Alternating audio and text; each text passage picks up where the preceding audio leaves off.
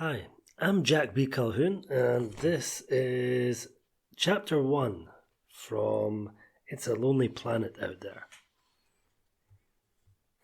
Tommy and Anna burst into my life without warning. They announced their arrival through a red-hot combo of screeching tires on midday hot tarmac, angry raised voices, and the big green metal door, the creaking entranceway to the Citrus Squeeze hostel, being banged open. Nothing would ever be the same again. Just before their arrival, I'd been minding my own business, lying back in a hammock, somewhere in the beautiful haze of being half asleep and half awake. I felt my phone slide from my chest onto the tight green mesh beneath me. My arms were too heavy to move the few inches required to retrieve it. The Hawaiian heat had wrung the energy from me. I'd been up and out by 8 that morning. The public bus was rammed, which meant I was sweating through my t-shirt before even arriving at the Pearl Harbor Memorial. My budget was tight, so a taxi or rental car was out of the question.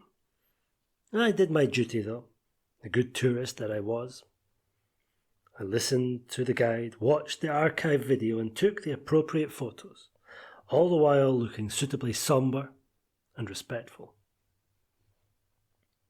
The same journey in reverse was even sweatier in the late morning, but I did manage to get back to the hostel before the post-surf rush. The timing of it was how I found myself in one of the hard-to-nab hammocks. They were in demand all the time, even more so during the midday backpacker siesta ritual. My particular hammock, the one nearest the front door, was in the shade of the building at the end of a long, narrow passage that led to the back patio. The heat, even in the shade, was more than enough to make for heavy eyelids. Instead of continuing to thumb through my Pearl Harbor photos, I'd switched to my Jules Verne compendium. I couldn't get more than 3 or 4 paragraphs in at a time without losing focus, though. I was restless and tired, a senseless, frustrating combination. For a minute, I considered trying to continue my long-shot attempts to chat up the girl in reception. I'd got as far as finding out her name before she had to take yet another call. As well as this, I'd found that she, Linny, was not just the receptionist, but the owner of the place. I couldn't believe it at first. She looked the same age as me, 23. Here was a woman running a business, while I was running around counting my pennies and following my guidebook. The Citrus Squeeze, you see, was by far the most popular budget place in Waikiki.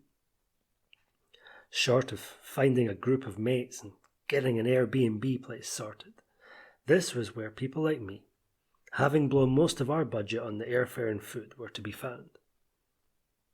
There was a jovial mix of deadbeat older Americans, desperate for one last shot at a tropical vacation, while not wanting to bother applying for a passport, pro-backpackers who knew the tricks and how to do the budget thing while maintaining the sought-after facade of aloofness, and folk like me, slightly disoriented, single guys in their early 20s who would rather be in hotels for the comfort or with locals for the authenticity. I couldn't afford either, so I ended up here.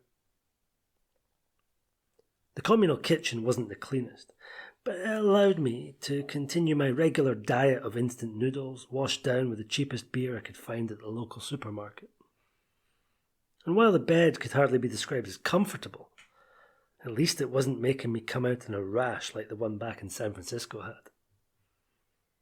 All in all, it was one of the better, not the worst places I'd stayed so far, 3 weeks now into my 3-month round-the-world trip. The hammocks, not to mention the goddess Linny, were a welcome bonus. As I lay back, my mind jumped between the seductive embrace of sleep and the guilt that comes with inaction. I knew I needed to get some food and that it was high time I updated my blog. It hadn't been done since Denver 10 days before. Nevertheless, I gave in to the silky embrace of the little microsleeps, peppered with steampunk dreams of sitting in Jules Verne's rocket, wondering when I'd reach the moon. But that tire screech from just outside brought me straight back to the here and now. It ripped through the hot, heavy silence. The slams, percussion in the advancing orchestra of mayhem raised the alert. There were old car doors, tinny and hollow. Then the shouts came. Plenty of fuck yous and motherfuckers, like a Tarantino script, was being shot just outside the hostel. The slams came again. Take two, I thought. Then another tire screech and the telltale creaking of the garish green door that all guests needed to negotiate before entering. I'd purposely positioned myself so that my head was facing away from the door. I hadn't wanted to catch anyone's eye. I just wanted to enjoy the hammock time. But, as I discovered, when Tommy and Anna enter your space, what you want, or even what you think you want, is not what you get. Hey everyone, apologies for all that bullshit outside. The speaker was male, the accent Spanish, South American probably. I'd become a dab hand at matching voices to regions over the previous few weeks. Despite the words, he didn't sound apologetic. It was a voice that knew people would hear it and pay attention. Babe, come on, let's get checked in. I'm so tired and sweaty. I just have to have a shower. Come on. This voice was female. Definitely Scandinavian, but with more than a dash of educated, almost mid-Atlantic Eastern Seaboard America. Clipped and confident. Hold on, chill. Let me see what's happening here first, he said. Hey! It took me a moment to open my eyes. Hey! Said the voice again.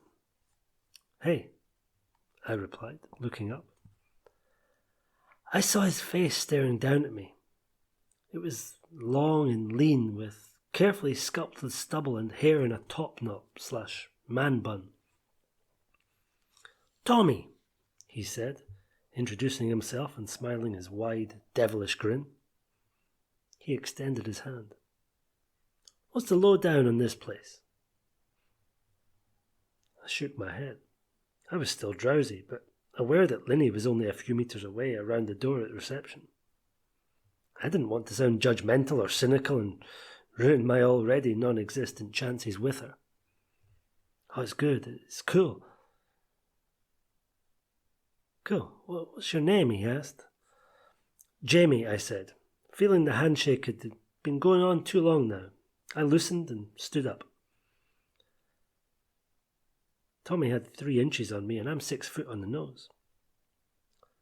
Where are you from? I couldn't help myself, trotting out the hostile cliches like a football manager talking about parrots and moons. Argentina. Anna here? She's Swedish. As he spoke, she didn't even look up from her phone. And you're English? Well, Scottish. Close. Nice. Something about you guys, I reckon. He patted me on the back and boomed out a giant laugh from deep inside.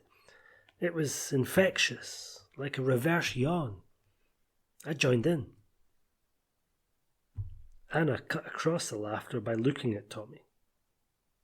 Come on, I'm hot and sweaty and need some help getting out of all of this. She was, I figured, talking about her yellow bikini top and cut-off jeans. Now, I don't think she was deliberately trying to make me feel uncomfortable, but she sure as hell was. Before Tommy could respond, the tire screech came again. The gate creaked open once more. 2 big burly Hawaiian guys effortlessly swung open the heavy door. They stopped. One pointed at Tommy. The other nodded. He was holding a rock in his right hand. Tommy said something I didn't hear, and then the rock holder became a rock thrower. Tommy ducked instinctively.